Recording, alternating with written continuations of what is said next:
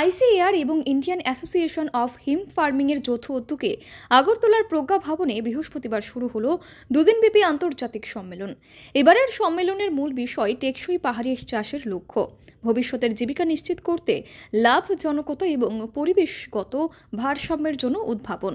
অনুষ্ঠানের আনুষ্ঠানিক উদ্বোধন করলেন মন্ত্রী অনিমেষ দেববর্মা। পাশাপাশি উপস্থিত ছিলেন কাকরাবন বিধানসভা কেন্দ্রের বিধায়ক জিতেন্দ্র মজুমদার, আইসিএআর ত্রিপুরা কেন্দ্রের প্রধান ডক্টর বি.ইউ চৌধুরী সহ বিভিন্ন বিশিষ্ট গবেষক এবং কর্মকর্তারা। টেকসই কৃষি, পাহাড়ি এলাকায় পরিবেশগত ভারসাম্য রক্ষা এবং নতুন উদ্ভাবন নির্ভর চাষাবাদের সম্ভাবনা নিয়ে 2 দিন ধরে বিশেষজ্ঞদের আলোচনা এবং কর্মশালা অনুষ্ঠিত হবে। United Kingdom and from Sri Lanka, Achini De Silva. I think she is really from Sri Lanka. Is she here? Okay, she'll not come here, right? Then Tapas Chakraborty ji is also here, representing from Japan. Okay, online.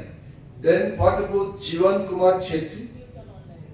So this international conference, within bracket, virtual also you should have had it mentioned. Because virtually they will be participating in the conference. क्या मनोज जी लिखना चाहिए।